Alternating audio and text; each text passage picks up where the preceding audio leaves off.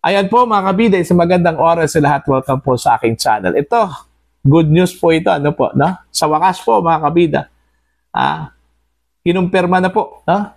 Kinumpirma na po yung plano po ng Vice Presidente na tumakbo po ng pagka-presidente po ng Pilipinas ngayong 2028. Ano po, no? Although, sinabi po niya na she is seriously contemplating and studying it, no? O considering it, yung pagtakbo bilang presidente po ng Pilipinas. Magandang sinyalis na po yan, mga kabida, no? Okay? So, yun po, kumpirmado po, mga kabida, na nag-iisip na po itong si VP Sara na tatakbo bilang presidente po ng Pilipinas, ano? Pakinggan muna natin itong kanyang sinabi doon ho sa isang pagtitipon po mga kabida sa ating mga kababayang OFWs dyan ho sa Japan. Ano po? At ito pong video na ito ay courtesy po mga kabida ng SMNI at mix po ito ng Inday Sara Duterte Supreme. Narito po. This coming 2028, may posibilidad po bang tumakbo kayo? Ma'am, please! Please! Please! Yes, ma'am. Para mapaghandaan namin lahat. We are serious.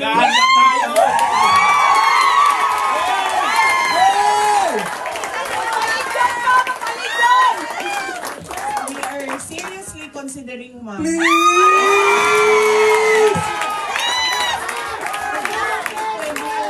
Tumutuloy yung Yes! Mama, awa ka! Hindi siya pwede lang ang pag-asa Asa lang namin!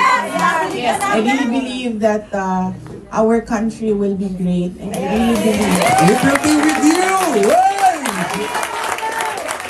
Please! Mahirap siya ipaintindi sa ating mga kababayan. And mahirap yung kailangan natin gawin. Kasi you really have to stand firm.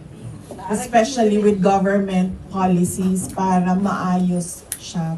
Pero paniwala po, kung magkaisa lang yung mga tao, alam natin kung saan tayo papunta, maggagawa ng ating bayan. Yes, ma'am, isa din yan sa kailangan bantayan ng mga kandidato. Ayun, naghiyawan yung mga tao doon, mga kabida, no? Nung narinig po nila na she is seriously considering it, no? Na tatakbo bilang Pangulo po ng Pilipinas sa 2028. So, ano na ngayon? Yung mga nag-aambisyon, mga kabida, no? Okay? Baka kinakabahan na po, no? Kasi may initial confirmation na po. Ito pong si Vice President Sara Duterte. Although, ino-consider pa niya, pero parang doon na papunta no? Yung direksyon mga kabida no? Tsaka, inaasahan naman po, no? Na siya po yung magiging frontrunner po mga kabida, no? So, yun. Yung mga nag-aambisyon dyan, kabahan na po kayo, ano? Diba? Siguro nag-iisip na po sila nung dapat nilang gawin para ma-discarril yung plano po ni VP Sara, no po, no? Actually, mga kabida, may tatlong factors po para pigilan po itong si VP Sara, no, sa kanyang plano po na maging Pangulo po ng Pilipinas, ano?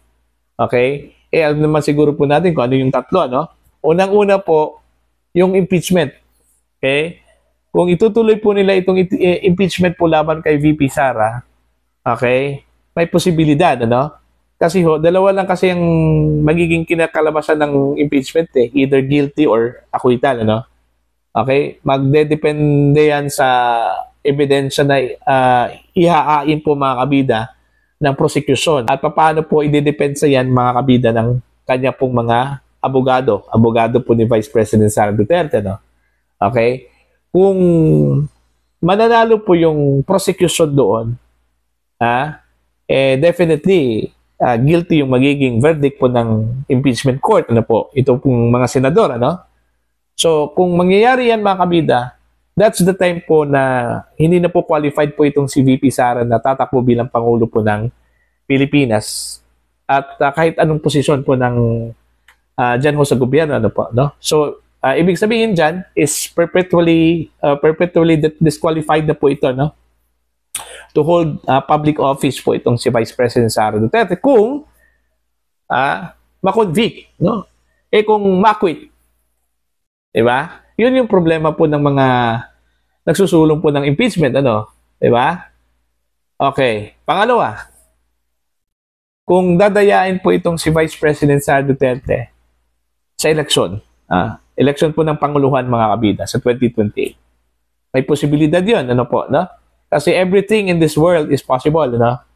Okay? Yun yung posibleng madiskaril yung kanyang plano, no? Pangatlo, ito, matindi po ito, mga kabida. Kung hahanapan po ng paraan ng kanyang mga detractors, ng kanyang mga kritiko, na mawala po itong si Vice President Sara Duterte. Hindi lang po sa politika, kundi as in mawala talaga. No? Ang ibig ko pong sabihin po, mga kabida, patayin. No? Yun yung matinding mangyayari, no? Mga kabida, doon ho sa political career ni Vice President Sara Duterte.